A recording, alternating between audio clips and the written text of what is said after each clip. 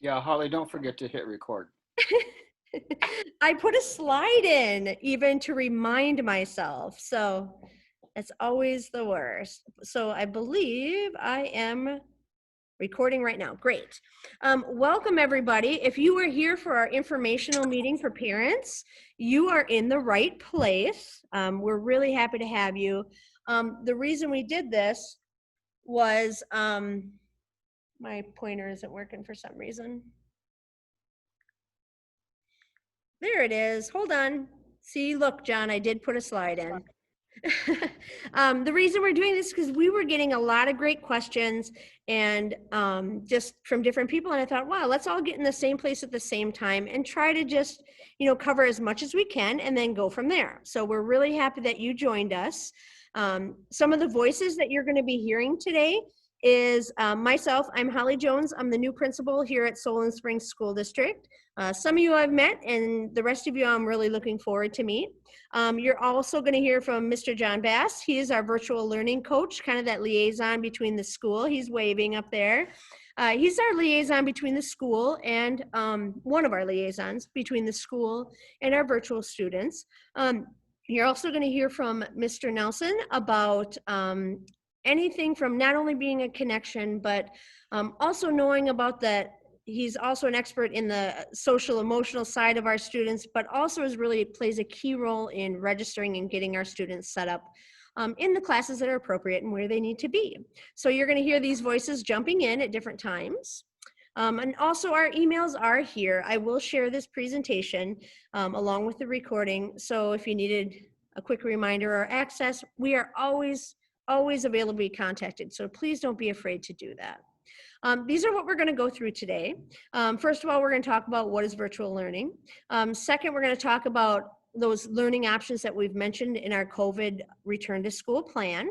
We're going to give an example of what it might look like for students. We're going to talk about what's provided when you're a virtual student. We're going to talk about how to really create a successful experience and the different roles in that. We're going to remind you of some important dates, and then we're going to have time for questions. One thing that I'm going to talk about a little bit later, if I have any Montessori parents on here, I ask that you stay on after we're kind of done with the regular presentation, because I want to have another conversation and let you know where we're at with that virtual world, because that looks a little different from our traditional students. So let's get started. All right, so what is virtual learning? We have had this platform for about 6 years here at Solon Springs, and we're pretty proud of it. We're pretty established, and I think it's a great opportunity that we have for our students, COVID aside. There's times when this is really a great alternative for our students. So our virtual learning is through Pearson. They are a well-known publisher. You might have heard of them in the education world, and a lot of our textbooks and materials that we use in our traditional school setting is from them. They have a very powerful system where there's over 600 Wisconsin standard aligned, which is super important. Curriculum that's available. There's over 600 different courses that are available to our students. These teachers are licensed professionals that work with us through this company. They're connected to them, and your child will experience this public school tested experience that they had over 70,000 students test this, and they're constantly upgrading, redesigning, and looking at it to provide the best experience possible. So probably Mr. Bass can even attest, and Mr. Russell or Mr. Nelson, that they've seen changes along the way, because sometimes you need it to make it a better experience, and they're very willing to do that. Our school provides this option to students in kindergarten through 12th grade. Our courses are designed to help every type of student thrive, and be successful and be challenged, ranging from even the struggling reader all the way up to the high achiever and everybody in between. As for the classes, with some of them, you're provided physical materials, and some are not. So I took a little clip from, this is one of the resources available as you look at what courses are available. You'll notice that over here in the green and orange, there's a word physical or digital. So if we look at the very top, Science 678. Those are all provided. The platform is completely provided digitally. If you look right below that for Social Studies 1A and B, you'll look over and see, wow, wait, that's physical. That means the students receive a physical material, book, whatever goes along with that course. Now, But it looks like the science kit is physical, but it is, everything else is, yes, okay, yes. gotcha. But like the book would be online. Yep. Now, let's say, was that you, Angela? Let's say you have a student in life science and you received all of that digital, but you're like, you know, my kid, they really like a tangible thing to hold in their hands. You have the ISBN number there to look it up, and that's on the parent to purchase it. But now with the wonderful different Amazon and things, used copies are sometimes available at a really good price. But if as a parent you wanted to find a physical copy for your student, you have that ISBN. Also, for some of the courses, we actually teach them face-to-face as well. So sometimes there's a chance we actually have the book in-house as well for you to borrow. So I just wanted you all to realize that that's a question we get a lot. So I'm going to keep going here. I wanted to touch on, we're going to talk more about what it looks like as we get into the actual platform in a second. But for now, I want to talk about those definitions again that are coming out in our COVID back to school plan. Just a second. So we have two options. We have the hybrid. Last spring when when schools were shut down, our teachers were expected to switch from face-to-face instruction to be virtual educators in a matter of days. The hybrid experience is not that. The one we're talking about right now, it's going to look a little different. It's not what you experienced last spring. I've heard so much from parents about how awesome our staff was and how accommodating they were. I've also heard the horror stories from other schools that didn't provide the basic educational needs for their students. So I'm extremely proud of how our staff stepped up to the plate and went above and beyond, as they usually do, to not only keep our strong relationships with our students and family, but to keep them learning and moving forward. But we want to explain what you guys are inquiring about, which is this virtual part of it. So when we talk about the hybrid in this back to school plan, the reality is we can't expect our staff to be personal tutors for our students that choose for many reasons to be virtual students. We have an excellent virtual platform, which we're going to show you, that I have described thus far that we're going to be using. That hybrid comes into effect when there's a class that cannot be recreated on our virtual platform. This is mostly for our probably more so middle and high school students. An example would be being involved in music like band or choir. We can't recreate that on our virtual platform. Pearson doesn't provide for that. Other examples might be an art class or a tech ed class, things like that we just cannot create that. Pearson can't create it on their virtual site. That doesn't mean that art classes and things aren't available on the virtual Pearson site, but maybe for some reason they have a connection to that teacher and they want to keep that going. There's not a virtual option that can top what our personal in-house art classes, tech ed classes, and music can do. So for those hybrid students, they will be getting their curriculum through this virtual platform that we have been talking about thus far. In addition, they have the opportunity to come into class or communicate with those classroom teachers. Once again, those hands-on areas that I mentioned. Our hybrid students might have a schedule that has them coming in for a class, but then or virtually connecting with that teacher to fulfill that need, but then spending the rest of their time on our virtual school platform. One thing that we are working on that we're really excited about is that we have some teachers that are doing a really fantastic job of setting up their face-to-face classroom with a virtual component that's separate from this Pearson one that I'm going to show you. This is probably more of a high school level thing, but we're still in the design phase of this, but here is what we know for now. For now, we will have students sign up for the virtually provided curriculum through Pearson on our virtual platform. If we get to the point where we feel comfortable having our teachers doing it, we will cross that bridge. So let me give you a real example of that. We have a 10th grade student. They need to be in biology 10. They need to be a virtual student at home. So we will sign them up through our virtual platform for Biology 10 that's provided through the Pearson website. Now, if Mrs. Macula's gets to the point where she's willing to do that, well, then that is where we will have a conversation with that student and give them the choice of which they want to take. That is something that we are really proud that our staff is working toward, and we're going to continue to develop. But like I said, for now, we're signing them up for the virtual platform, and if something changes, we'll let them know. Montessori families that are requiring or considering virtual, please once again stay on at the end of this meeting so I can give you an update as to where we are in that process, because it will look a little different from our traditional students. And I'd also want to get a little feedback from you as well. So at the end, when the other families leave us, I'd really appreciate if you could stay on with us so we can chat. Now, for the full virtual option, it is just that, and what a lot of you are considering. The student is fully immersed in the virtual platform, and all the instruction is received through the computer and at home. Can I clarify any of that at all right now before we go on? Okay. So what is provided? This platform has, the platform, our fully virtual platform through Pearson, has a built-in connection with a person that is assigned to the student. In addition, there is a technology help built in if something isn't working. You will get those contacts when you register and before classes start. Now, we still think it's really important for our virtual students to have a connection to school. After you fill out the required paperwork with Mrs. Parker in the office, Mr. Nelson will be your next contact.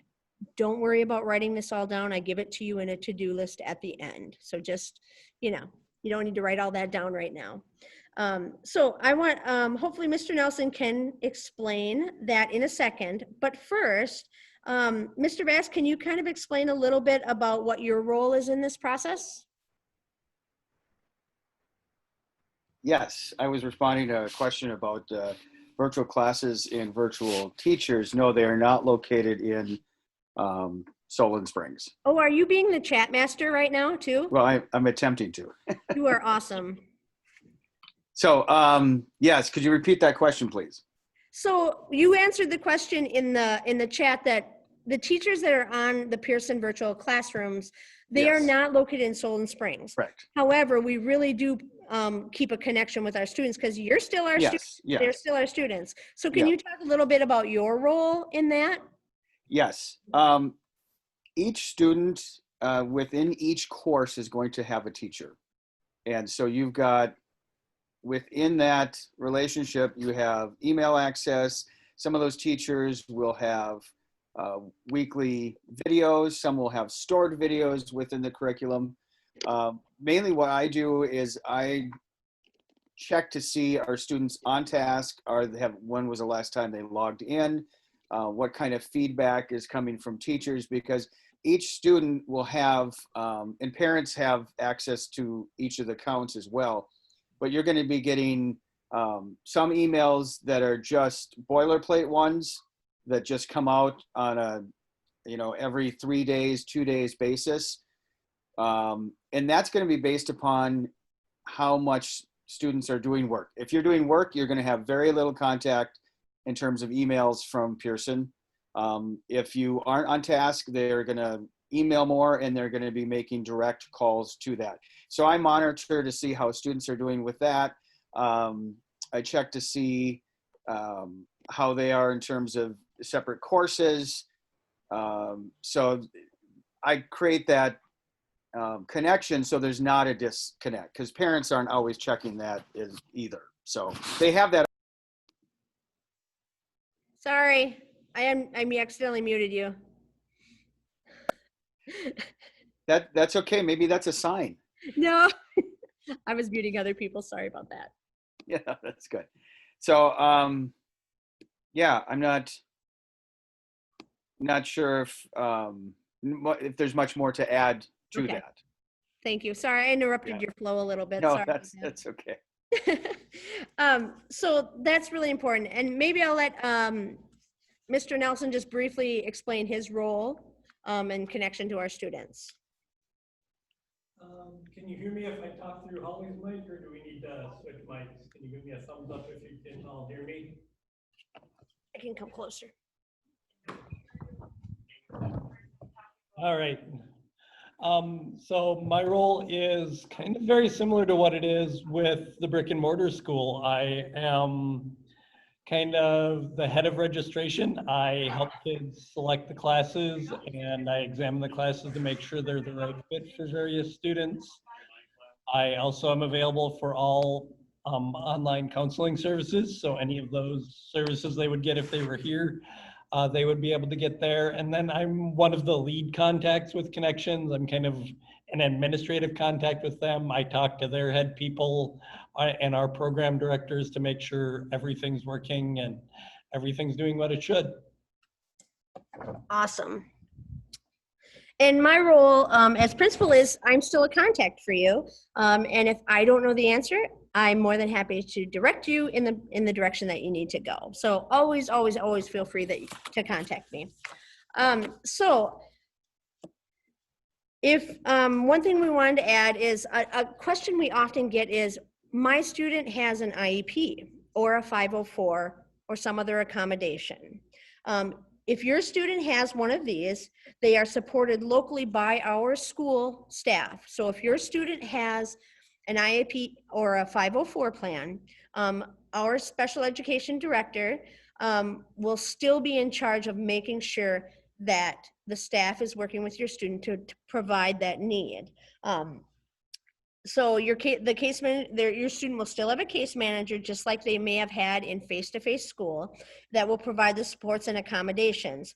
In addition, though, which is kind of an added bonus, teachers at Pearson, they will be provided accommodation information to help support students. So they kind of have a heads up. For example, this student needs to have a copy of notes and can't be expected to write them out by hand.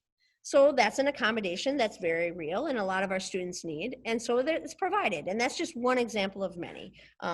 So that's kind of exciting that not only is your child's needs being met through Pearson, but obviously very deliberately, because as your school district, we are still responsible for fulfilling those IEP and 504 and any accommodation needs. And so that in that sense, you're still in contact with us.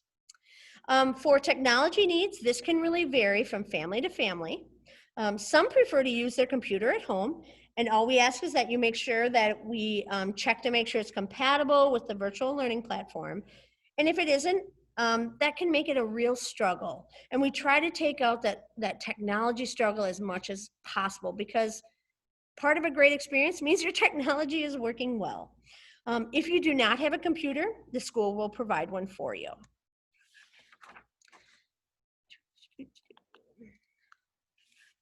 So this is probably one of the most important parts. And you all are on here as information collectors and pretty much as parents. So these things are super important to the success of your child. So we're going to talk a little bit about these. Number one, you have to get organized. Before the year begins, you have to make sure that you have the technology to access the required course materials, including ebooks, online tools, and course websites. Keep in mind that these things come with, when you register, you'll receive them. Parents and students should take time to practice navigating the online system so that you'll be prepared for your first day of class, because this way you can focus on the learning instead of having that crazy struggle to log in and miss the first 5 minutes of a lecture. Also, just as you would in your physical classroom, you want to make sure you have all your materials on hand and to take notes. You know, that's something you want to have very handy. You know, have your desk set up. Keeping a record of your work throughout the semester will come in handy during your final exams, those notes and things, just like it would in the traditional classroom. There's really no difference there. Second, you really need to set up a designated workspace. Students need to have this dedicated workspace. That doesn't mean that you can't be mobile and move around, but to help with staying organized, you need a place for all of your materials. For some students, especially those younger or new to virtual learning, by completing their work in that space repeatedly, they begin to establish a routine. And we all know that students they need a routine. So that helps for them to be successful. But keep in mind that not all students are alike. Some work best listening to music, while others need peace and quiet. Experiment to discover which type of setting boosts your students' productivity. Whether the workplace is at your kitchen table or a corner, for our older students, some of them might sit on the deck at the coffee house or in the parking, they have their spaces. That might be comfy on a couch. That varies. You just have to make sure that you have a strong internet connection and access to your coursework and able to stay on task. So obviously that changes from age to age. When you're choosing a workspace, try to limit distractions as much as possible, both physically and online. If you're at home, resist the urge to, allow them to have the TV on in the background or having other projects going. Help them to focus on the job at hand and to complete the required coursework. Next, you need to really figure out, this is kind of in conjunction with that, you have to really figure out how your student learns best. Once you've established where you'll learn and your workspace is organized, think about when and how your student can accomplish their best work. If they're a morning person, make time to study first thing. If they're more of a night owl, set aside an hour or two after dinner to cozy up with their computer. If the kids require your morning and evening attention, try to carve out a time where you can take some time to spend a little time in the curriculum so you can be prepared as well. Not everyone learns the same way, so think about what types of information help your student to best grasp new concepts and consider different study strategies. Let's say they're a visual learner. They might need to print out the transcripts of the video lectures to review. If they learn best by listening, maybe make time to play and replay any audio video based content. Consider note-taking or note cards or any other way to help your students study in whatever way works best for them. And sometimes you just got to be creative. This is really similar in face-to-face setting. We have some kids that walk around with note cards. We have other kids that are, have different needs, and you just have to accommodate what they need. Number 4. Make a schedule. This is so important. Without attending the traditional face-to-face school, a committed level of time management on your part is so crucial. With your student, you need to glance over the syllabus before your first day of class, make note of major assignments, maybe mark them on a calendar. And I do believe there is a built-in assignment calendar in the platform, but you might need to have one in addition to that. If you mark them on the calendar, you and your student can regularly check on it and to know that what workload is coming and when it's coming. Don't forget to factor in prior commitments that may interfere with your regular study schedule, like weddings, vacations, or events that come up, so that you can make sure that the student has enough time to complete assignments. Commitment to making the online coursework part of the weekly routine really is crucial. Help your student to break up the workload into chunks by dedicating certain hours each week to reading, watching lectures, writing assignments, studying, or participating in other forums like the chats and things. That looks different from age to age. It might just be by subject. Then you can set reminders to help complete those tasks. Treat these blocks of times as seriously as if they were in a face-to-face environment here at school. And that means they show up on time. They let their friends or others, even family members in the house know that they are not available during that time, and you need to really protect it. And just consistently using maybe a designated workplace. Sometimes even setting up a timer or, helping them to move on to a task when time is up. That can, as a parent, you might have to help guide that as they discover it in the beginning. At this point, Mr. Bass, would you like to share some insight into how this may fit into a family situation? Sure. I mean, you really hit a lot of the points. And before we met at 5:30, we were talking about the fact that the phrase thinking outside the box, I mean, the box has been destroyed, right? So we're so beyond outside of the box. But it might pay to write out different schedules and come at it from different directions. We talked earlier before the 5:30 meeting where somebody might have a Tuesday through Saturday school schedule. If you've got somebody working shift work, that school day may be broken up into 2 different parts of the day. So it's really going to be a case-by-case basis on a family schedule, and also, as you mentioned, how does a student best learn? All students are going to learn well having a plan for a schedule. I don't think you can get away with that. And you talked about taking notes. That is part of the schedule, because as we've experienced with other students, there have been some, and they've learned from this, hopefully, that they'll get into a lesson and they'll just jump to an assessment without having taken the time to go through the proper sections. And part of that is if you are in, let's say, a literature class and you're studying something, you have a glossary of terms. Well, you need to take time not just reading those, but to have a notebook that's dedicated almost for each subject to write down those new words for that glossary. There is, when you do that, you are connecting with that new material much better, and you're going to remember it. You mentioned flashcards. We might be in 2020, but flashcards, again, gives you that, as you're writing that out, your hand and your eyes are connecting with that. I have flashcards from, dare I say, nearly 30 years ago, from studying Spanish, that even if you had the technology, there's value in that practice. It makes you a better student. So hopefully that fills in some of the blanks on that. Yeah, and just so you all know, funny side note, I made a flashcard for every staff member here that I studied with names and subjects and things, so I would remember better. Flashcards are classic. All right. Now, if Mr. Nelson, do you want to, we're going to show you what it looks like from the student's perspective. And please keep in mind, you guys, this is not an instructional video on how to do it. You're going to get those tools when you register.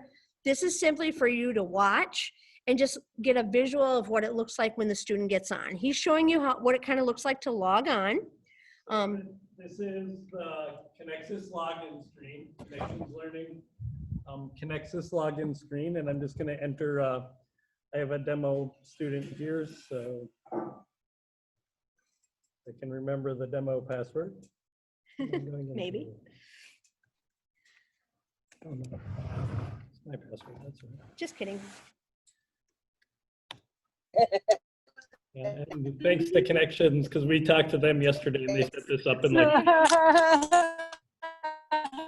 Hold on, we got some.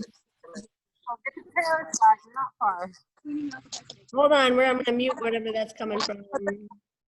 That's the other thing, like if you put it on the corner or whatever. Oh, got it. There we go. Okay. There we go. So right now you should be seeing a student login screen. I logged in as Bosco. And grade level? Bosco is a high school student. We will be showing a younger student in a moment. Yep, we're going to jump into elementary in a second. But when a student logs in, they'll have a list of their teachers. Teachers haven't been assigned in Connections yet. And a to-do list. So he's got a few things he needs to do right now. But what I wanted to show you, and they actually do have a planner, and this populates from their classes. But I wanted to take you into his courses. So there is all of his courses for the year. You can see A's and B's.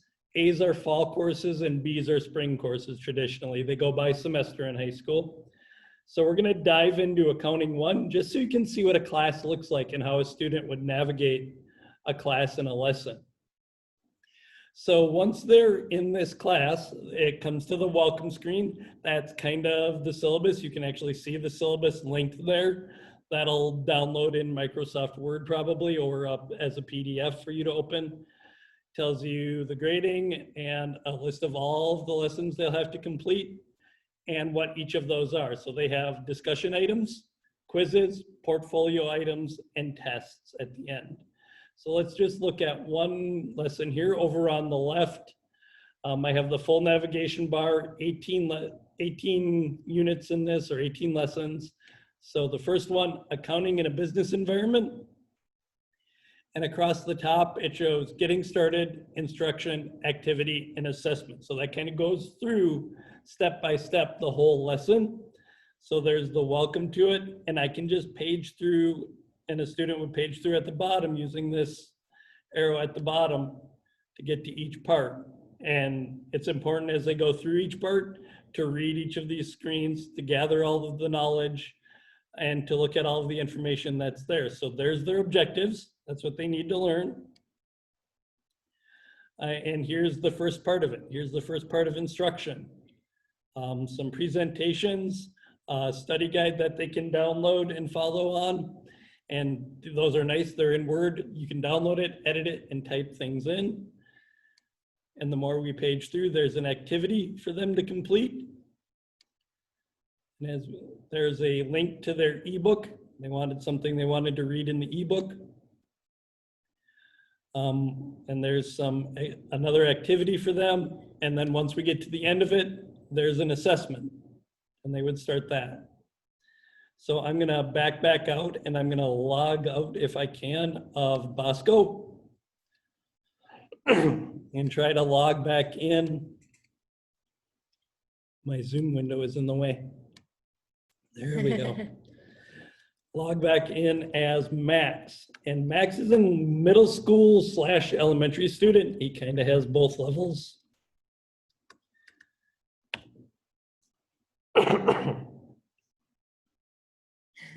And Max comes up, and when Max logs in, Max gets a little warning.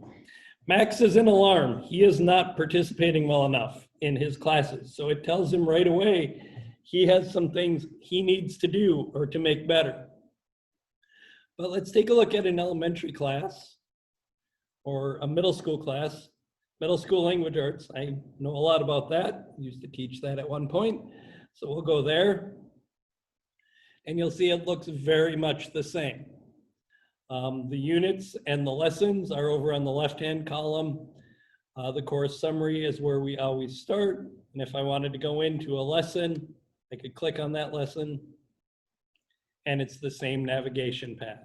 This has 9 pages of reading each page. This just has a getting started, provides you a lot of information. And then if I go all the way to page 9, it'll have the assessment. Do you have the 4th grade one too?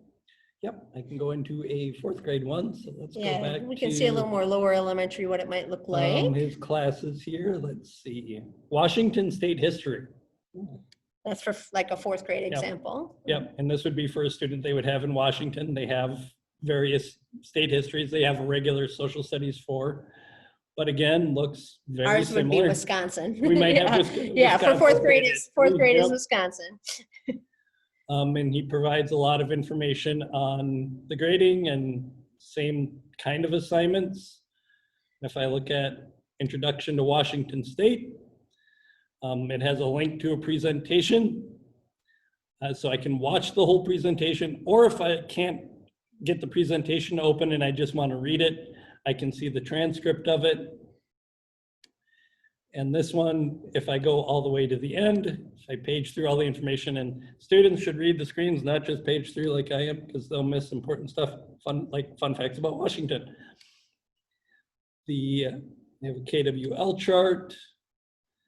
And then here's where they have, for this assignment, it's got the D. So this is a discussion topic. So they're going to have a discussion board, and it shows the guidelines and rubrics for their discussion. So then when I get to the 8th page, I'm betting community interviewer. Oh, that wasn't it. Oh, it was here, sorry. Wisconsin State History discussion, and that'll not let me in because I'm not a real student, so. Yeah, right. All right, so those are all of the student sides. And obviously, as it gets even lower, becomes more visual and age appropriate. We just wanted you to physically see the setup. Let's see. Sarah, can you elaborate on your question? Basically everything that you showed looks like they're just expected to read the lessons. So I was just wondering, like, for example, I have an 8-year-old. Would she be expected to sit and read through all of that? And I might have missed it, if there's videos or actual instruction given by a instructor? Very good question. Great question. Yeah, and I'll let John chime in here too, because I think he has some knowledge on this. But yeah, there's an actual teacher in charge of the class. They will have both live lesson times, and you'll see those when you get registered for a class. It'll show up as there's a live lesson for Social Studies 4 at 1 o'clock on Thursday. And that's actually a live meeting. I don't think it's Zoom, but it's through their platform of they're live, they're there with the teacher. And then they also have recorded sessions, and teachers are in constant contact. They email, they call, they like using the phone. If they don't get you by email, they'll call you, and they'll call and talk to the kids as well. So if what you're asking, and John chime in too, there's a lot of interactive activities, you know, like it might be a map and you're clicking on. Is it all just sit and read, sit and read? No. No. You know, what third grade is 8, they're going to have to be doing a lot of reading, but you saw the slides. So within slides, you're going to have video links. You're going to have audio that you might listen to, like you mentioned, the live lessons. There may be a related resource list that has pre-recorded videos that, you know, kind of act as a reference thing that you can go to. And that's going to vary by grade and by subject, what's available out there. We've even, as we've worked with students who might be struggling in something, said, hey, you know, Khan Academy or YouTube has something on integers. So if you're struggling with that aspect of math, you know, don't be afraid to go to an outside source like that might present things in such a way that you go, aha, now I understand it. Awesome, thank you. So I'll let Russ and John tackle the questions in the chat box, and if they aren't fulfilled enough, then we will bring that up in the question and answer time. Yeah, right, Russ answered that. Oh, good, okay. Yeah. Is that right on that one, John? Yeah. And I know there's a chat room stuff too and other things like that. Yeah. All right, so the last thing is, this is the very, very key role, which you guys are already awesome because you're here for this presentation and you're discovering more information. This is probably the most crucial part to the success of your student. Understand that this can mean different levels of participation. For littles, it might be a very active participant, but as they get older, or if you have older students doing this, you're more of a guide or a study partner or an accountability person. You know, your role starts to change as the student becomes more independent. And even older students, sometimes they're not independent and you're still doing that more of a guided role and more active role. They're going to need help staying on task at times. And that is where all those above things that we mentioned will support you, that assistant, that active participant, in just being the best possible and giving them the best experience. You need to really take initiative by sometimes reading the materials, you know, for depending on how your student succeeds in your role. You might have to reach out to the instructions if you need clarity or to help provide clarity for your student, or show them how to reach out. And by conducting additional research as needed, like if you just say, just like Mr. Bass just said, darn it, my kid is struggling with these integers, just pop a quick email to us and be like, is there anything else? And we can suggest, yeah, check this out. Hey, try this app. Hey, this is a fun game for extra practice. So, you know, that's where you can reach out and we can have some more things for you. Students who have someone who will take time to engage with them tend to have the most success in their classes. But really, most of all, too, at the end, you need to take time to really celebrate successes with your kids, because this is a challenge and it might be new for them. So take time to celebrate those successes. So at this point, Mr. Nelson's going to show you what it looks like as a parent is able to also log in.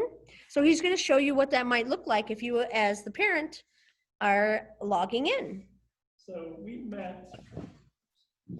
we met Max and Bosco demo earlier, and they each have their own student password to get into their student accounts, and each parent and guardian also gets their own password. So Dorothy is the mother of the demo family, And this is what Dorothy sees when she logs in. She gets to see her full household. Everybody that she has in her family that's part of the virtual program, she gets to see. So she has Bosco, who we saw signed up for some classes, and he's a 9th grader. She also has Aaron, who is a 1st grader, and Aaron's in alarm. It'll show you Bosco's doing okay. Aaron is in alarm, needs to do a little bit better participation as a 1st grader. Max, 1st grader, same thing. And Tommy, same thing. She must have had triplets. Yeah, Because right. They're all 1st graders and they're all not participating in their class. But within this system, you can see everything they see. You can see their grade book, you can see their planner. And if I actually click on Bosco, I can see his classes. And I can go back right to where I was. And will the teacher address probably appear there? So if they wanted Yep. to contact, they could. Yep, you'll have the connections to the teacher there along with the list of the live meetings. But once I click on Accounting 1, you can actually see the course content. Very important point here, when students are doing their work, make sure they're logged in and not you. We've had students in the past who have been in their parents' account trying to submit work, and that goes somewhere into web world and never comes back. It doesn't go to the teachers, it doesn't go anywhere because it thinks the parent is doing the assignment, and that's not allowable. So. I have a question on the feedback loop. So I think one of the biggest problems my 3rd grader had last year with the scramble at the end of the year was, for example, he was writing daily journals, just, about his experiences. And that was part and parcel, one, to help develop, satisfy their emotional reactions to everything was going on, but two, to help develop the writing and the grammar and all that stuff. And while the teacher provided written feedback, it wasn't like he was going in and reading all her feedback and looking at her corrections. So how is the feedback loop demonstrated through this platform so that it's retained? Is it all on the parent to be reading the feedback, or is there a checkpoint with the instructors so that they can get pointed feedback on where they're might be struggling? I think that would be really a student / parent / student interaction with that particular teacher. Do you guys have examples of the feedback that's provided? I'm trying to think. Yeah, I mean, if Oh, sorry, go ahead. if a student like in a foreign language class has to write on something, that teacher does review that and does give feedback to the student. Now, responsiveness in terms of the student looking at that and doing what's suggested, that's a whole nother ball game. Mhm. So when assignments are submitted, they obviously receive feedback from their teacher, and that probably comes in different ways, like fix this and return it, Yep. redo this, let's try something else. And part of that is going into an assignment when you've seen here are the requirements. If you do 3 of the 5 and you just I don't have time, not wasting time on the other 2, well, you kind of pre-chosen what your grade may end up being. I think like an example that I would need would be like for traditional spelling tests, like after the spelling test is done, the kid gets the written spelling test back and we know, okay, they didn't master these 2 words this week. And like as a family, we know that's something they need to work on. So I think instead of like more of, well, you didn't do this, or, this writing's okay, even more simplistic, like what does it look like if they get something wrong? Is there instant correction, like for math or spelling or things like that? Or is it just they would have to really go track that down?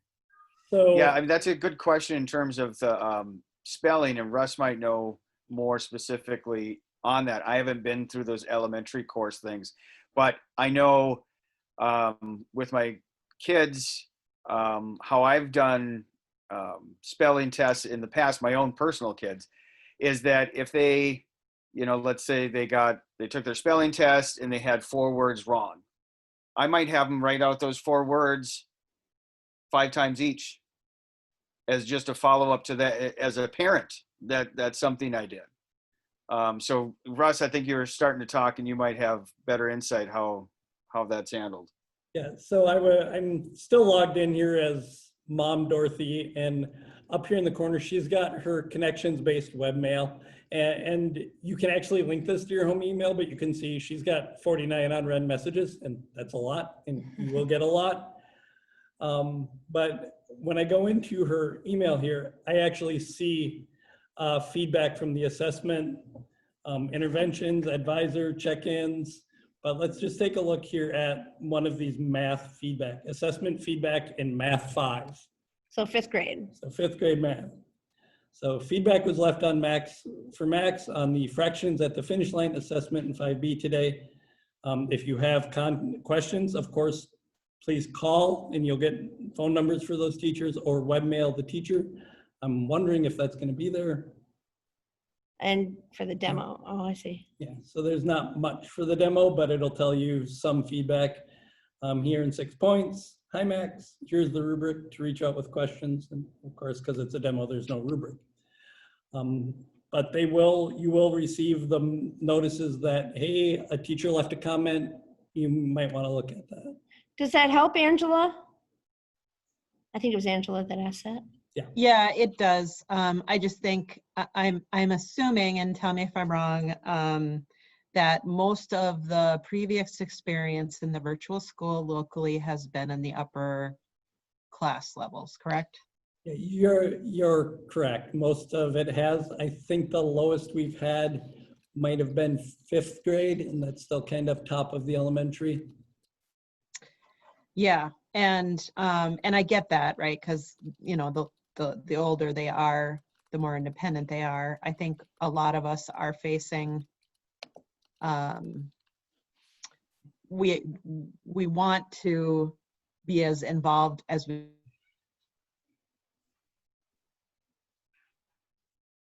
Oh, you're cutting out a little, Angela. Until you jump back on, I think I hear what you're saying. And I think the answer is they do provide you the tools to do that. Your kid does the activities, they provide feedback. And just like if a kid got feedback on a face-to-face classroom, they got 5 spelling words wrong. The teacher would say, hey, we need to practice these some more. So I think similar as the parent, being that active participant, you're provided with that information, and kind of what you do with it is, with your child, is where it goes. It could be very involved to some parents might not even, they might just let them go on to the next thing. Just like in the traditional setting, it's, you choose your active participant role in your student's education. But I think they do provide you with the tools to see the corrections, the assessment, the feedback, and know the areas that they need help in. And obviously, if you feel like your student needs more help than they got in that, let's say that spelling test, you can just quick send a note to the parent, to the teacher, and say, they didn't get this, we need to do it again. And I'm sure they'll work with you. So I think just have to determine what your active participant role is, and that varies from kid to kid and age to age. But I can see here, and I've seen that they do give you the tools to do that. You're not ever in the dark on how they're doing an assignment, or what the feedback was about, or what the assessment was. Does that make sense a little bit? Hopefully. All right. If not, yeah, would you please? If not, Angela, just ask again during the questions, okay?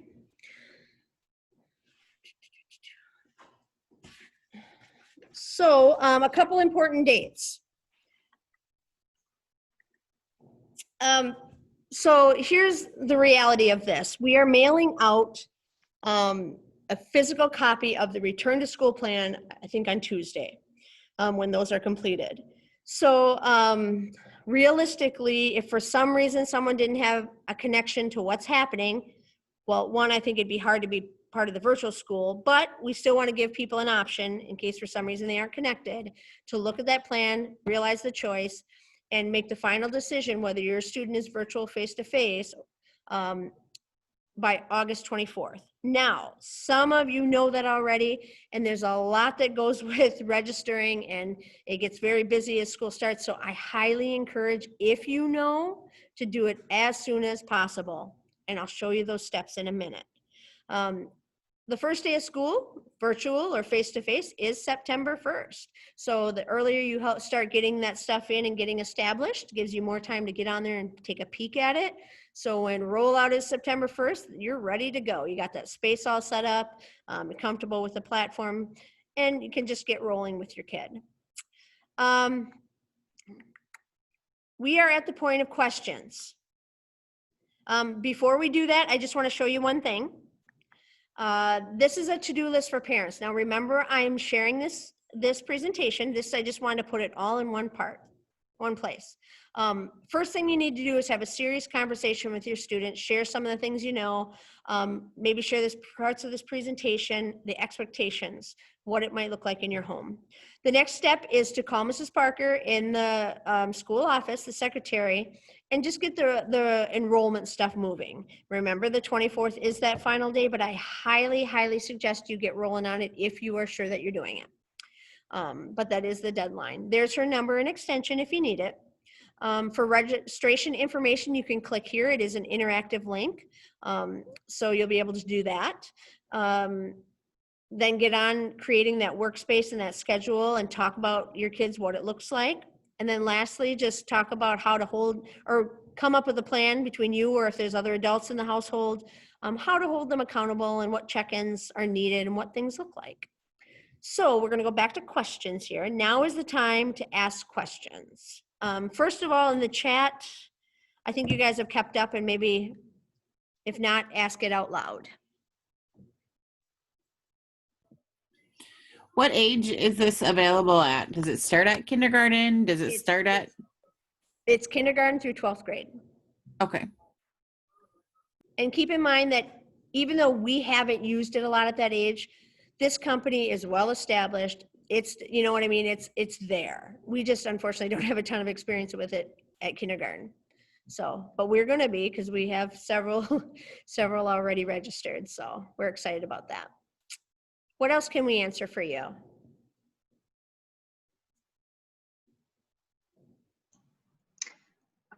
This is Lindsay. I am wondering, I guess I have a few questions, but I'll just start with one. So when you put out the plan, it seemed like there was several options.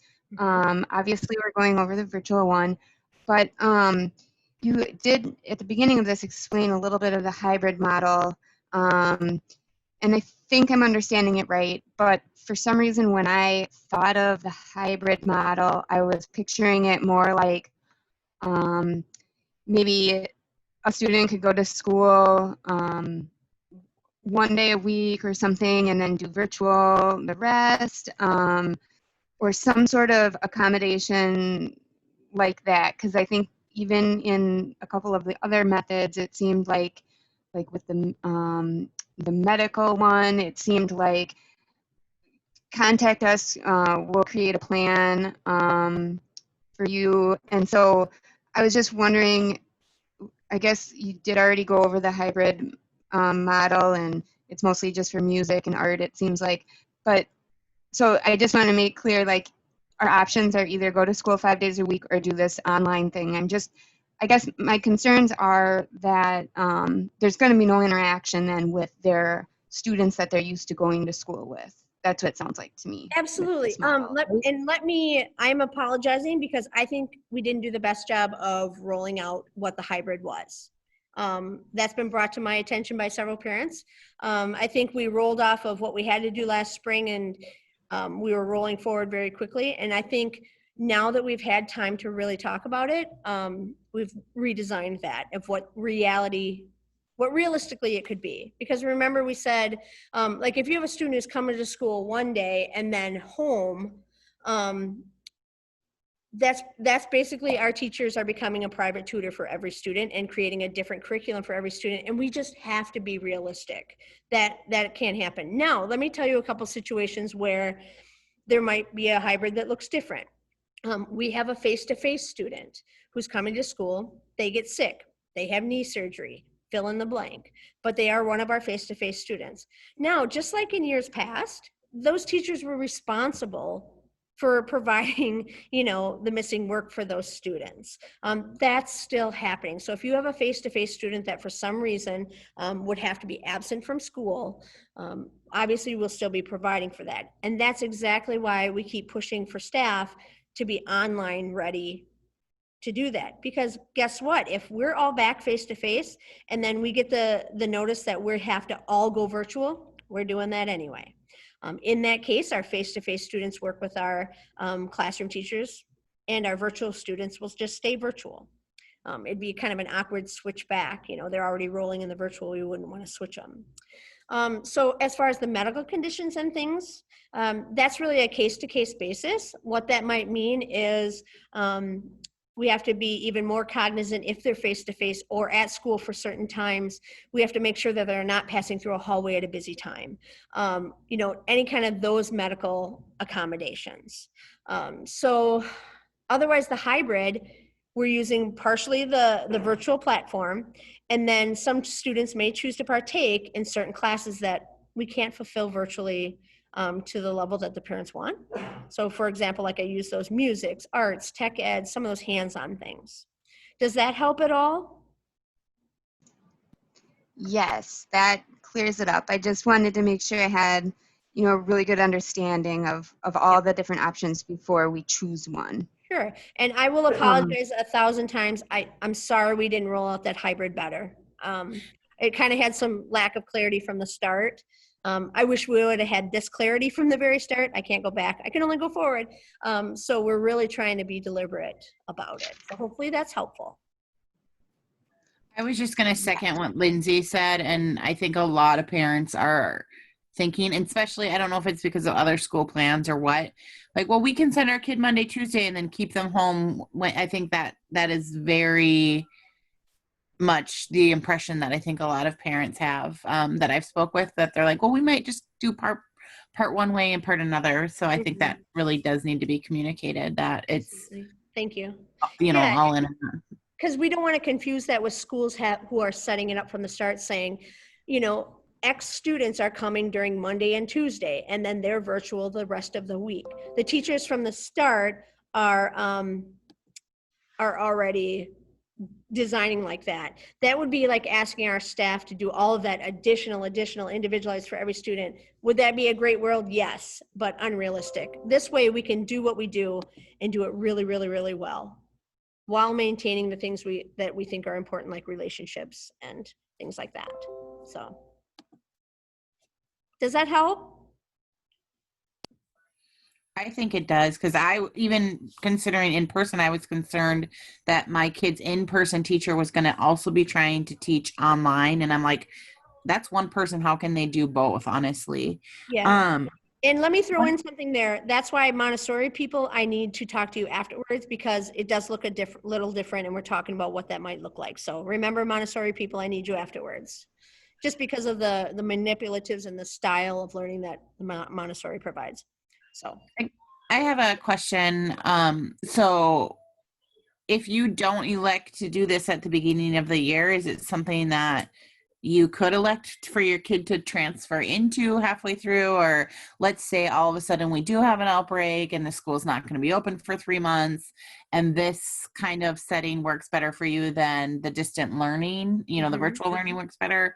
Can you switch partway through, or vice versa, start with virtual and then? Great question.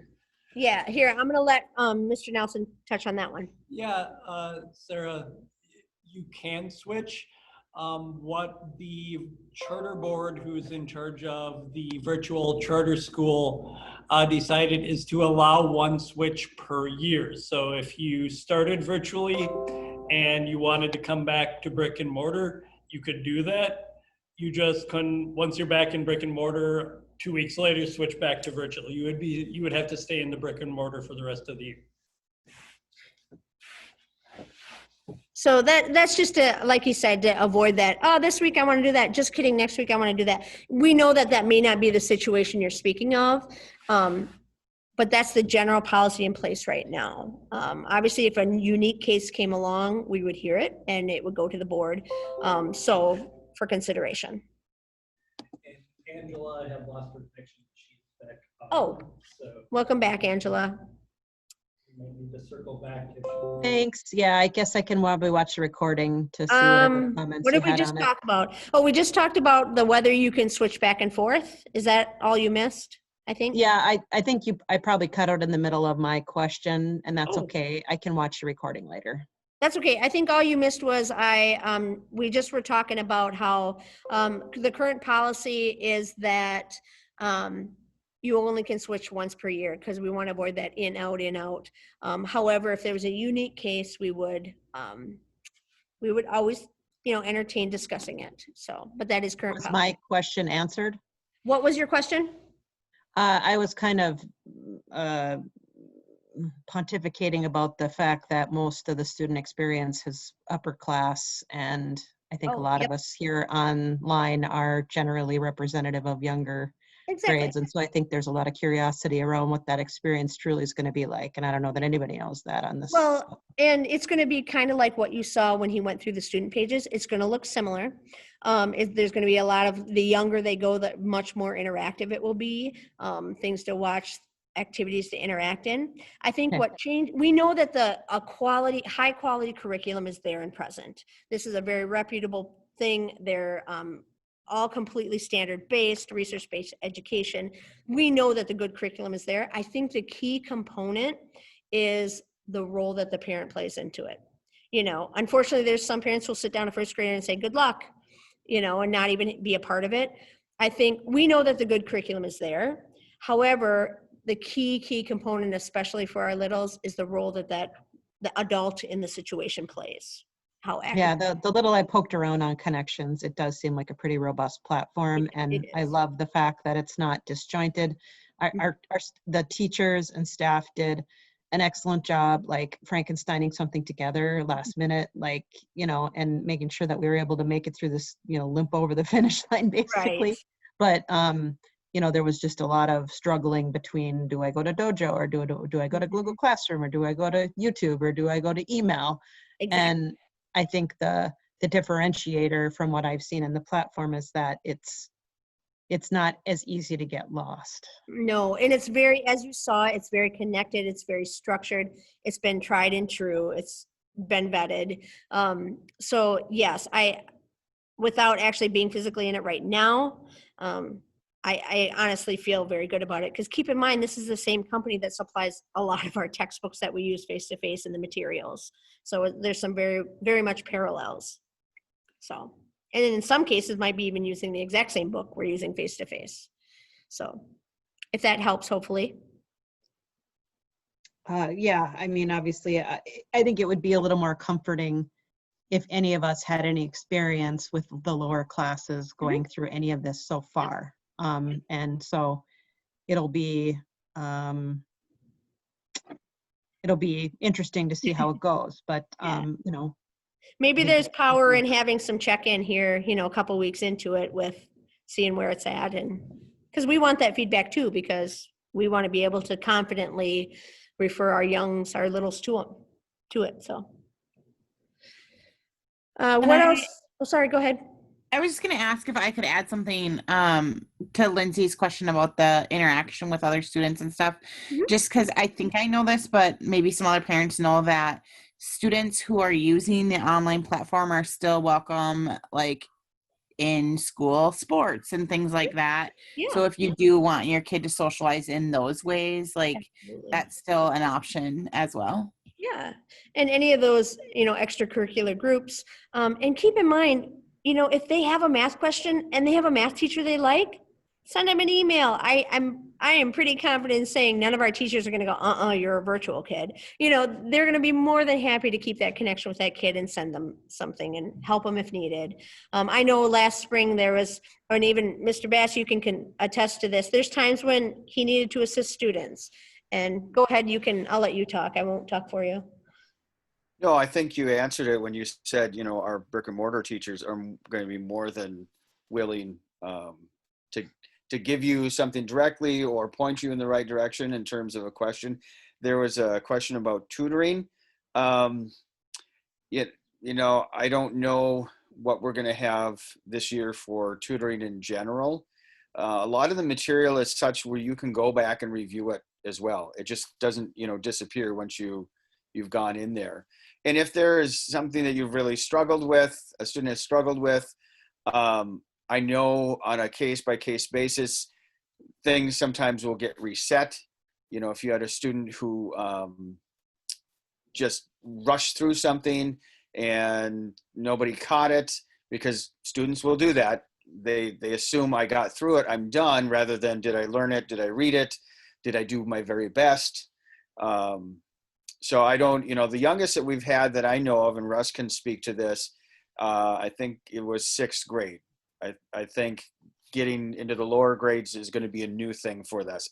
And as we've mentioned before, the younger the kid is, the more engaged the parent's going to have to be. And for some, this is going to be a huge family cultural shift from the past. And in terms of getting signed up, as you mentioned, Holly, and prepared for that, we're far enough out from September that now is the time to make that decision and get those plans in place so things are smooth come September.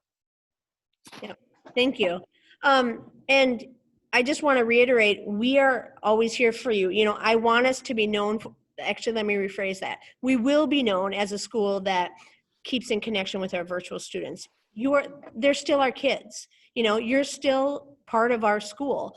Even though you're physically not here, you're still our kids, and we need to know what's going on, and we're here to help you when you need it. So, and that might be something like, your kids having an issue with a friend outside, Mr. Nelson is still their counselor.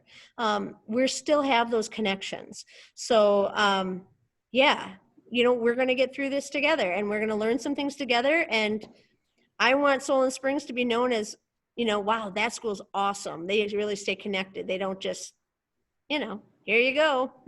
So if we're ever not doing that, please hold us accountable as well.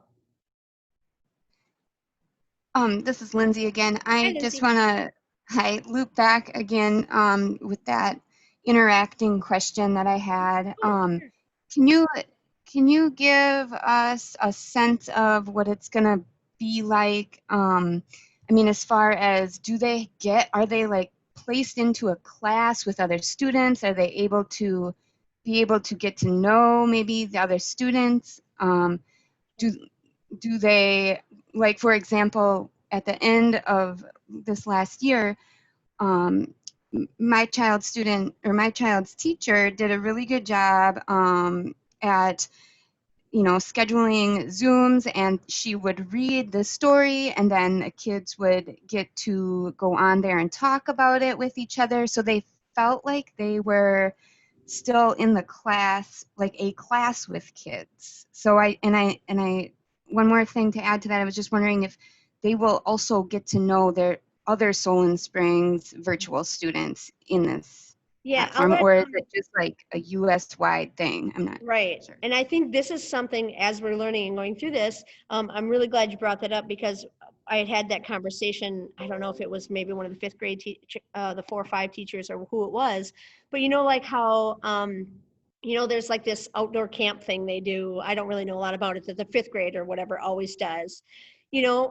We are talking about how we want to remember on things like that to be able to invite our virtual students who are in fifth grade to keep those connections, because your student realistically might not be virtual forever. It might just be for a short period of time, or they might fall in love with it. But this is still their town, still their school, still their friends. So we have to remember, and I'm saying that out loud, so Russ and John hold me accountable and help me bring this up to the staff, that when there's opportunities to involve our virtual students, we need to make an effort to do that.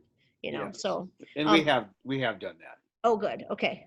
It's actually on the field trip form when we fill it out as a staff. There's a checkbox of remember to invite. Oh, good. Eagles Wings virtual students. Perfect. I love this school. So does that help, Lindsay and John? You want to add? Well, to the question of the virtual school is virtual. And other than, occasional discussion board stuff with other students who are in that course, you are not going to have contact with Sally in South Carolina. It's just, that's not a component of that system. And what you experienced, I think it was Lindsay who mentioned that this last year, was our Solon teachers making that connection. Granted, it was virtual, but it is not the Pearson Connexus virtual school. It's a different way of providing that. Again, you get into the middle school and high school, you've got choir, you've got musicals, you've got sports, you've got a number of other things that allow you to be connected in that respect. Okay. Does that help, hopefully, Lindsay? Yes, it does. Thank you. I would add, Lindsay, I think that's a great component idea too, of if we do have a fair number, which it looks like we might this year, of virtual students, finding a time like once a month where I think it's great. Eagles Wings virtual school students can get together, and we can work that out. Even if it's for safe distancing, a Zoom thing, just to Yep, talk even and if it's share. on Zoom And we I get love that together and look at idea. the little boxes, Brady Bunch box. Have I ever mentioned what awesome staff we have? There was a question about receiving the to-do list. Just to reiterate, I will share this presentation, the recording and the actual presentation. So you will have that. And just remember, your first step is calling Mrs. Parker in the office. That's where it starts.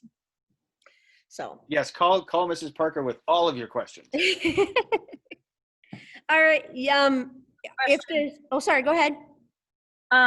Does anybody have any idea how closely the curriculums are? So if there was a need to switch from one to the other, that let's just say we decide to do virtual halfway through the year to kind of find out what's going to happen, and then switch halfway through the year, like at the winter break or something. Is somebody going to be completely lost if they try to switch that one time that they're allowed to switch? Somebody else can finish some of the answer to your question, but what I want to say in terms of switch time, I think we try to encourage that happening at an academic break.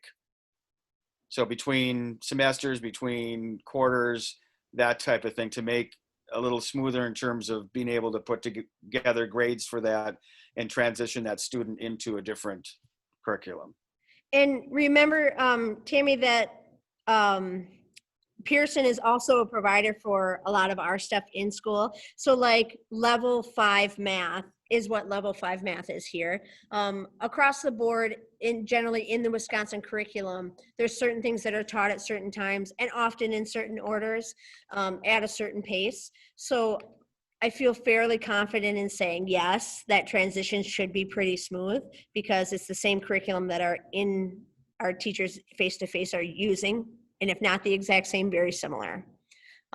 Maybe there might be some things, but obviously the teacher would work with the student to figure that out. But I can't imagine there's a huge discrepancy, like one to worry about. Until you throw in the Montessori component, which we're going to talk about. Right, that's different. We're going to talk about that. Sorry, go ahead. I was just going to ask, do virtual students have to participate in standardized testing? I mean, like we missed it last year because our fourth grader was at home, but Yes, do they have to participate? Mm-hmm. Yes, they will. Okay. We still want to have that data on them as well. So even as a school, we can help monitor them. And I'm imagining that the online platform might look at that as well. For the sake of time, you guys, bravo. Thank you for being an active parent who cares about your child's education and being a part of this. But I do want to honor the time because I'm making the Montessori people hang on too. If you have any other questions, remember I'm sharing this PowerPoint. Feel free to email. Maybe for the best answers, you could email all three of us so that you can really get all three viewpoints. Please, please, please do not be afraid to reach out. Give us a call, email. So this is an open enrollment option, correct? You mean like for people outside the district, Sarah? Yes. Right now we are in the alternative open enrollment window, which means we can take people out. On a case to case basis, we approve or not approve things that come into us, but I can pretty much guarantee we're not gonna not approve a virtual student unless it's a really strange reason. So yeah, please share this with your friends. I think we have something to be really proud about here at Solon Springs. So share and share alike, and just make sure you share the deadlines and stuff. And remember, Mrs. Parker in the office is the first contact. So thank you, thank you, thank you. I love whoever came up with the idea of creating a virtual support group for parents. I think that's awesome.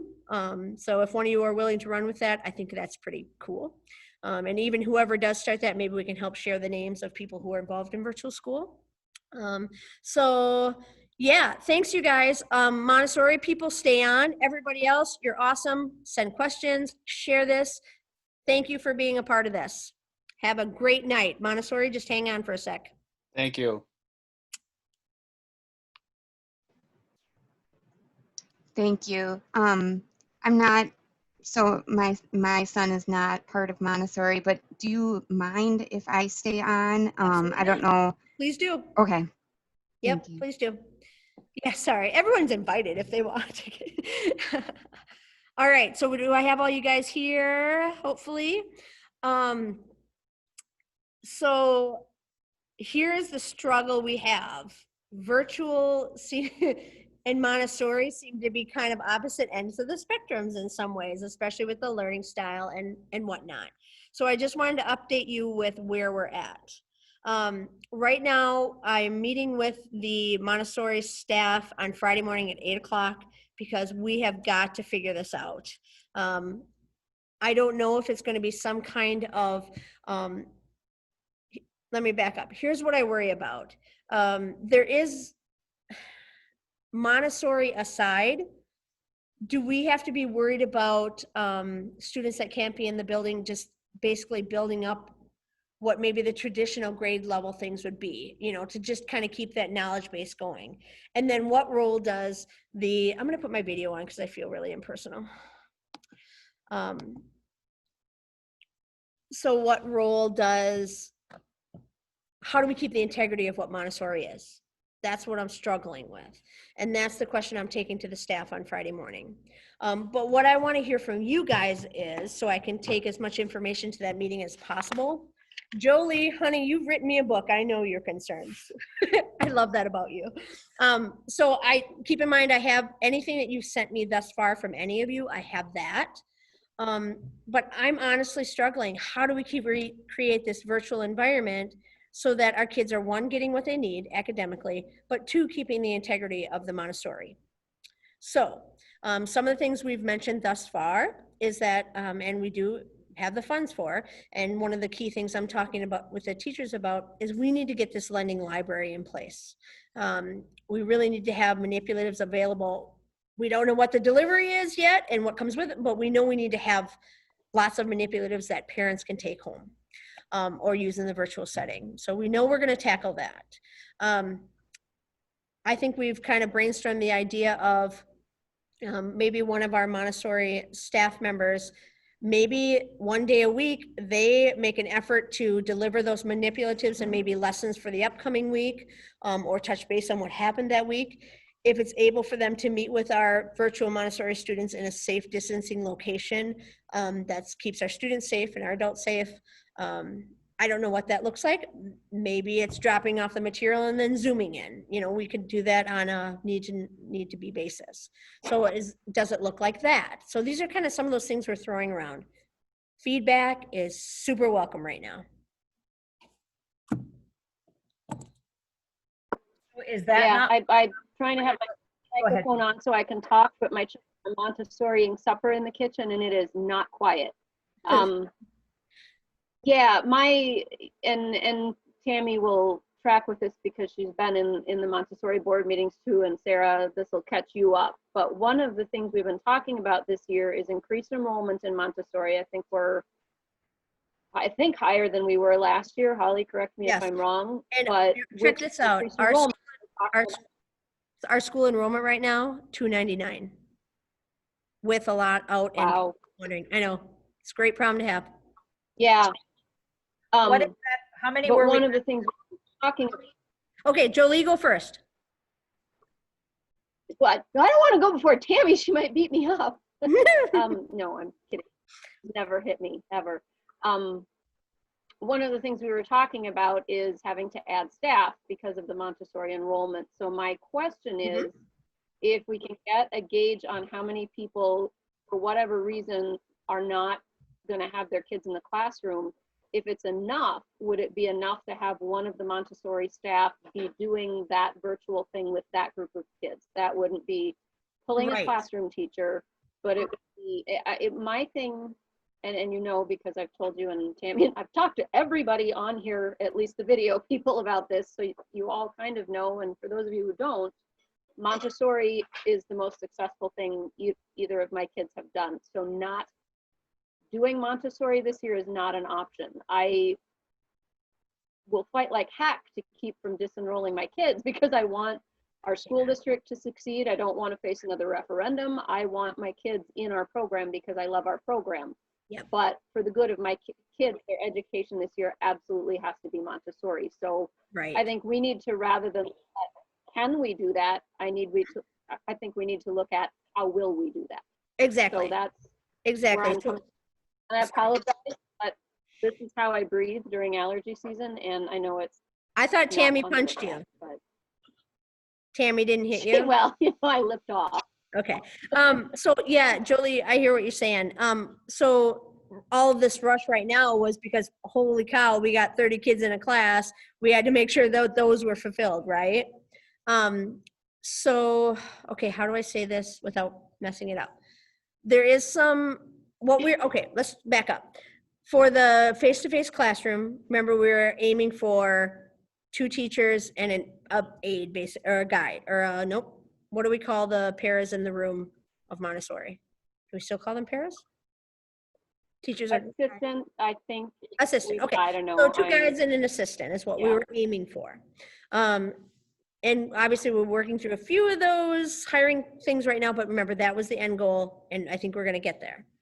So some of the kind of backside conversations I've had is kind of what I mentioned, like for, I don't know how many families this will be. Can we totally justify another full-time person that's just virtual? No, I don't know. I don't know the answer to that.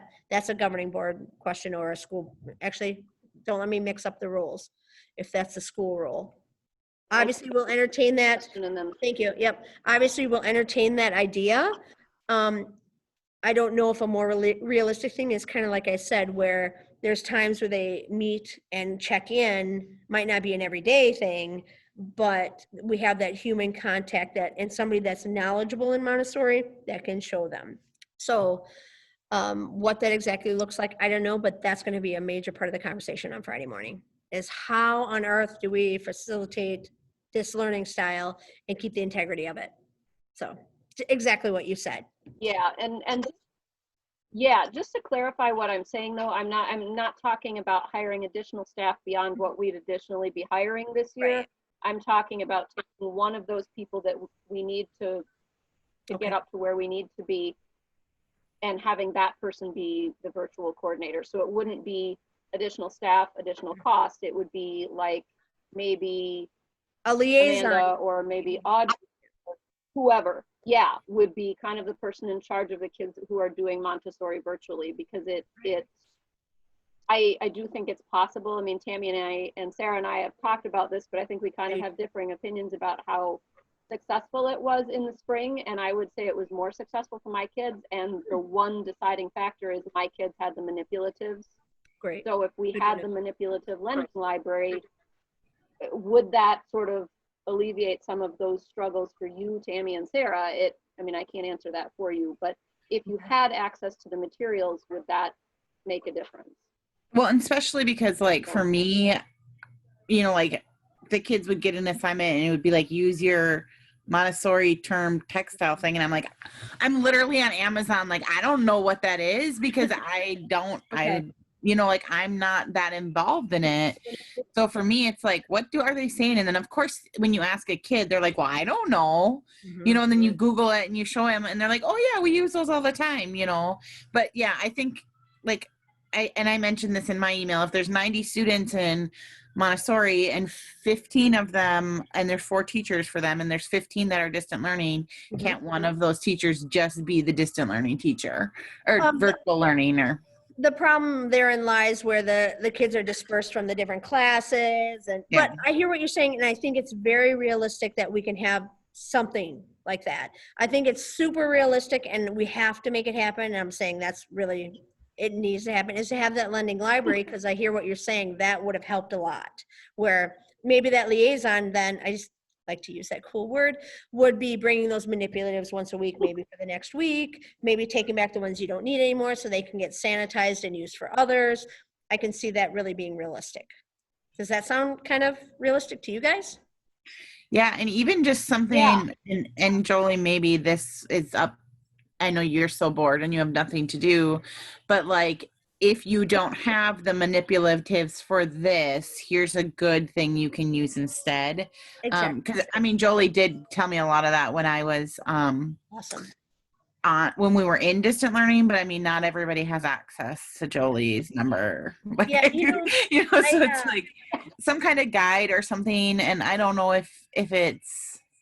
here's how I defend all this is, if we have a virtual student, we give them a computer if they need it. We give them the materials they need to be successful.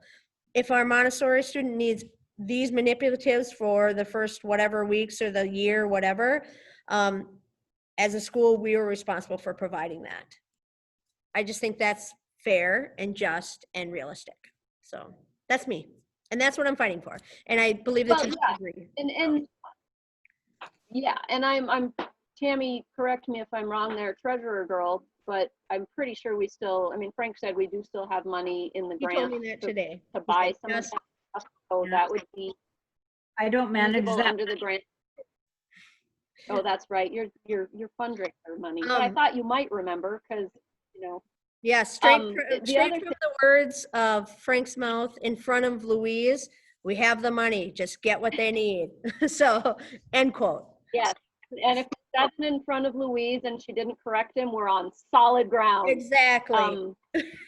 Yeah, the other thing that I've been thinking about, and this actually worked better for my kids during distance learning than it did for my kids in the classroom, and that was, even if we just like either Zoom in or video or do both for when the teacher is presenting the lesson on the addition snake game, on the stamp game, on that sort of thing, then the kids can watch it as many times as they need to. I have 2 very different learners, and they both said to me, being able to watch that a second and third time helped me understand it. So Gotcha. So maybe a physical either video library.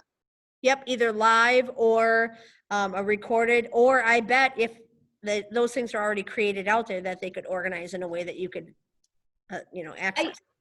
Some of them I trust me, I looked, but on a lot of them, it's like, here, we're going to have this kid show you how this is done, and it was more of a demo than it was an actual teaching video. The Chris Willis math video, guys, I learned things. Right. I was going to say, though, there was a lot of times we couldn't find the videos, and so we did have to watch ones. And so if there is a teacher that's trying to pull double duty of in-person and virtual, like instead of recreating the wheel, there probably is stuff out there that they can just say, I've watched this, it's solid, here it is, instead of trying to redo it themselves and uploading it to YouTube. It seems really smart to start creating that library, because let's say kids homesick for non-COVID reasons.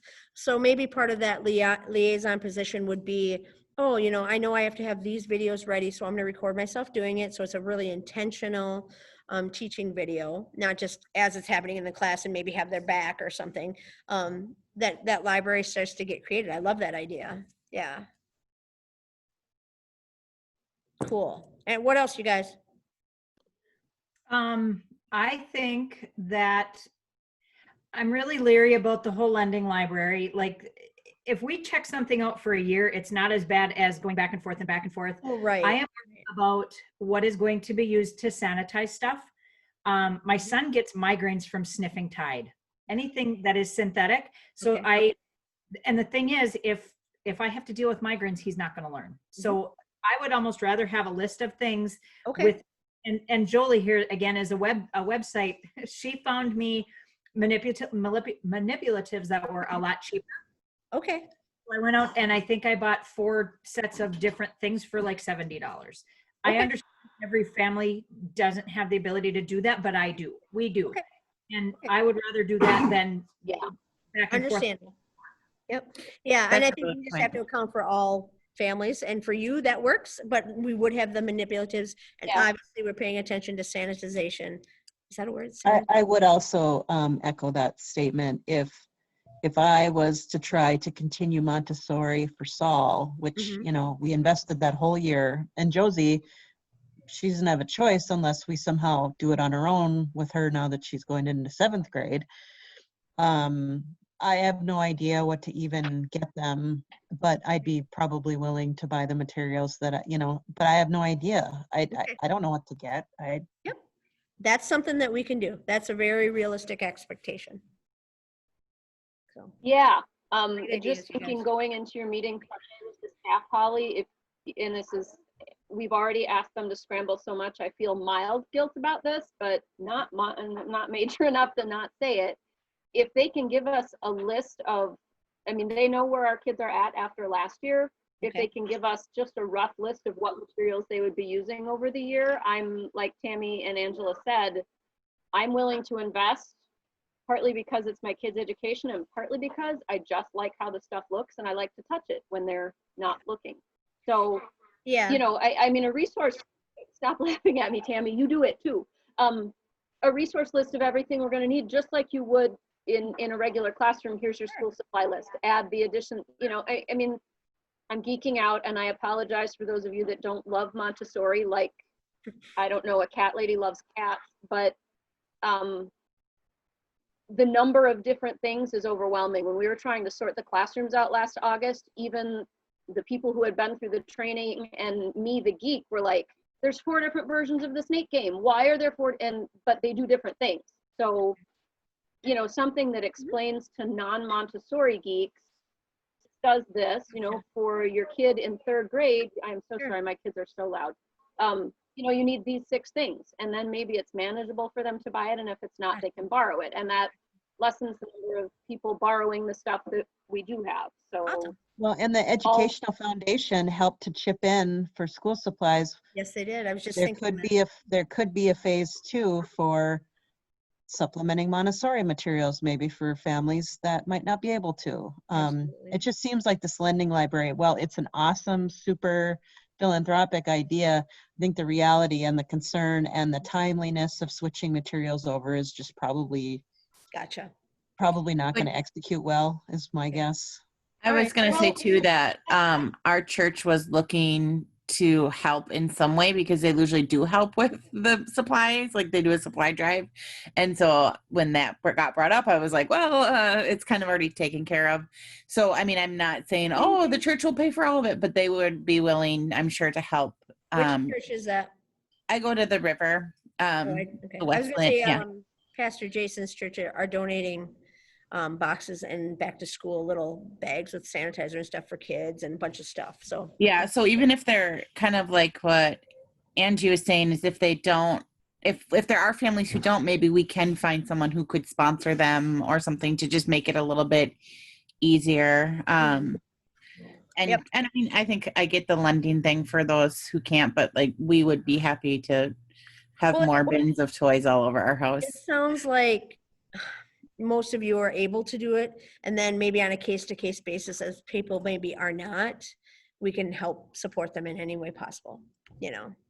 Okay, awesome Well, ideas. you know, What and else? the other thing is, Oh, just getting to know our community. I mean, I know I don't know everyone as well as I would like to, but I know some of Angela's concerns. I know some of Tammy's concerns. I know some of Sarah's concerns because I know them and I know their kids. So, for example, Tammy's concern in sharing stuff is it can't smell like chemicals or Reese gets a Mhm. migraine. right. We have a similar concern here. I would share back and forth with Tammy and know that she's not going to use anything to clean it Okay. that's going to make my chemically sensitive kid sick. But also, I know what she's using and I trust it to kill Right. viruses. So, Well, you know, and and- Sarah's probably in that boat. So, I mean, love that you can share idea. stuff back. I love that idea that somebody had Well, brought up. but Oh, sorry, go ahead. No, go ahead. I'm just saying amongst ourselves, maybe we wouldn't all have to buy everything. We could stagger it too, and that might help. So Lindsay, to answer your question, that's exactly what we're trying to figure out. She asked, is it going to be the virtual option for Montessori students going to be the same for traditional? There really isn't a virtual Montessori. So that's what we're working together to figure out, knowing that our teachers are really taxed too.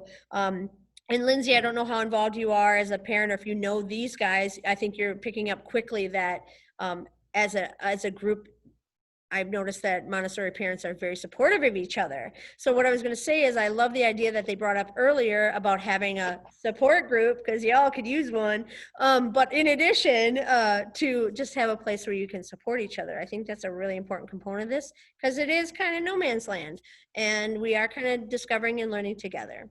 So ultimately, would I love to see our virtual Montessori not on that virtual platform at all? Absolutely. So we have to figure out how to make that work in a reasonable and realistic way with our teachers and our staff and what that looks like. Well, and to be clear though, the Connections Academy, Pearson, does not offer Montessori, No. period. So Nope. anything we come up with for a virtual solution has to be homegrown. Yep. And supported locally. So the definitive answer is, if you're going to enroll your kid in Montessori, you would not be enrolling them in the virtual Pearson's option. Right. Yes. Obviously. It would be Unless a leap for of some faith. reason, Yeah. there are some like elective classes and things if for some reason you wanted that for your kid. But yeah, that's reality. But there could be some, those elective side of things, like, oh, my kid just happens to have an interest on the side in learning Chinese. So, just random things like that. I think too, though, So- to second Actually, Lindsay's Oh, wait, part wait. of that is Okay. if a kid right now is enrolled in traditional and maybe the virtual Pearsons or Parsons or whatever it was called doesn't look the greatest for them, are they still able to elect to switch to Montessori virtual if we come up with a plan for that? So here's where it might get hairy. Are your kids currently enrolled in Montessori? No. Okay, so where it would get hairy is, let's say we go back to, for some reason, you all can come back to school.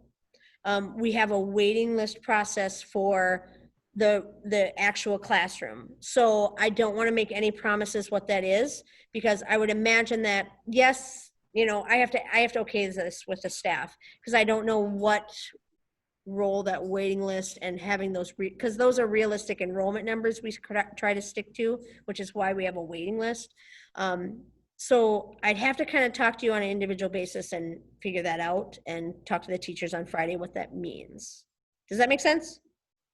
well, and that Sorry, go ahead, Lindsay. also, I mean, I'm like really bad at discerning what's Montessori Governance Board and what's staff, and Louise is always correcting me, but that feels like it would be a governance board thing, because maybe then we need to look at, hey, we've come up with this absolutely brilliant and absolutely unique plan for virtual Montessori.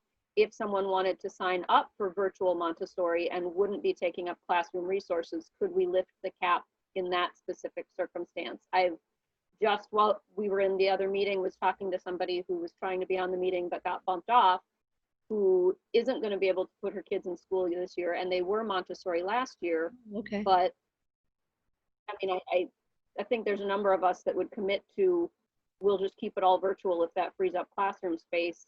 And if somebody else wanted to sign up for just that, Gotcha. I can't speak for the whole governance board, but I know us pretty well, and I can't imagine we would be arguing against a kid getting a quality Montessori experience, even if it was virtual for this year. This year has thrown everything we know out the window, and it's stressed the crud out of all of us. Right.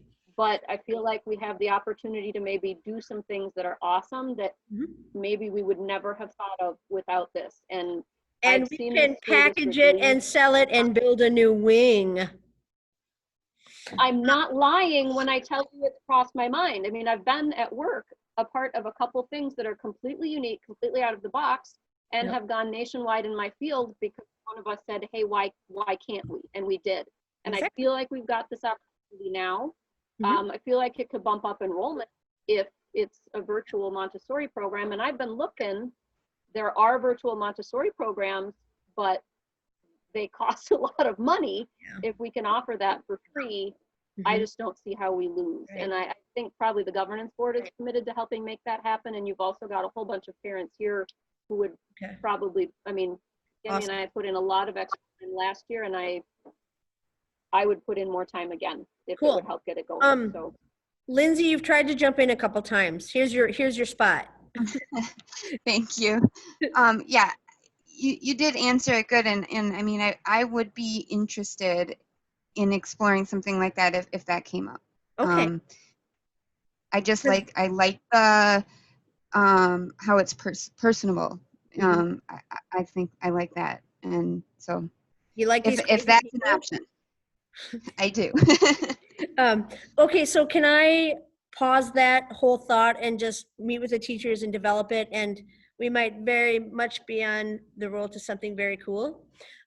So awesome. I was going to say too, I don't know that because, you know, this was a virtual, you know, come learn with a virtual platform that I think some Montessori parents didn't come tonight thinking, well, that's not an option for us. Cause like, that's very opposite of what it is. So maybe once you talk to them, and I hate to say this, cause like, I know how it is to be meetinged to death, but maybe next week have a quick, you know, a meeting with just the Montessori parents saying, or people maybe interested in virtual Montessori, like Lindsay, and saying, here's kind of what the plan looks like. And That is part of the plan, yes. After I talk to the teachers and then the board meeting is next week, I'm hoping we have something a little more concrete. Because I feel like, hey, you guys, just hang on. We're going to come up with something. You know, I feel like we're just kind of taking you along. So I want to really find something more concrete and to answer your questions. So I also have talked to a couple different families that were Montessori last year that are thinking about Montessori homeschooling. And if we can come up with a viable virtual option, I think we get them. Yeah. So, Yeah. I think you guys, You know, these are amazing ideas. So I'm sorry, I'm going to hold y'all accountable and make you do some work if we get to those points. And I think we could be on the verge to something very cool. So I hope that satisfies you at this point. I wish I had a better answer for you, but I will know more come Friday and come the meeting on Monday. So I like the idea, Sarah. That's what we had talked about anyway, is having a time for Montessori families to get together and chat. Anything else immediately? I don't want to keep you on all night. I know we love talking about this stuff and could do it all night, but So what's our target dates for decisions here? Because I mean, I know Yep. personally I am so torn. I would love to Yeah. commit to the Montessori journey with my kids. My biggest worry is that there won't be enough structure to it, that I'm going to be a little lost, like Sarah was talking about. Like, I have no freaking clue what the heck the snake is, or whatever, you know. Right. And I personally, if I was home and not working, I would immerse myself. That's not going to be me. It's not my role to do that. The person that's going to do that will have a stroke if he has to sort it out. It has to be like a structured, Okay. like, go look at this video. If, you know, it's that kind of thing. That's the decision I'm facing. Do Yeah. we go with a Yeah. fully integrated platform, or do we try to take a leap with this? But it has to be I gotcha. Yeah. dumb enough, and I don't mean to insult my husband, but he has to have like a recipe to follow. Mhm. So what I hear you saying is that similar to how kind of the traditional students have, there's this platform created where the lessons are laid out. Like the first step is watch this video and then it's the assignment. So something like that. Yeah.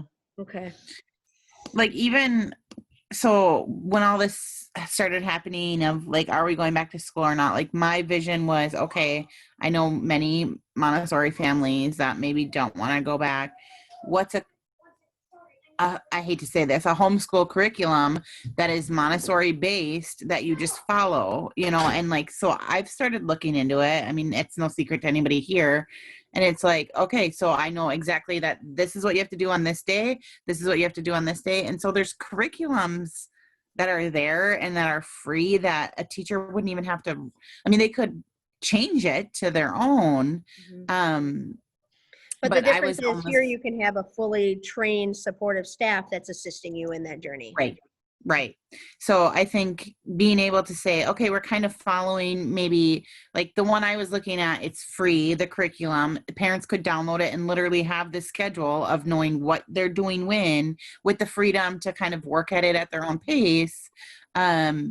Because like for me, I was already having my kids take the pretest to see even where they place into it, because maybe they, just because my kid's supposed to be in 5th grade traditional, he's working on something else already, and so And I even think, oh, sorry, go ahead.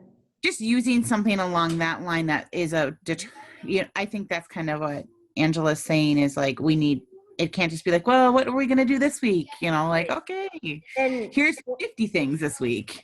And one thing I think that would be really powerful is if the virtual curriculum was really running parallel with what's happening in the classroom. Because, for example, on Friday, we're going to the park because we're working on this, and our virtual students are invited as well.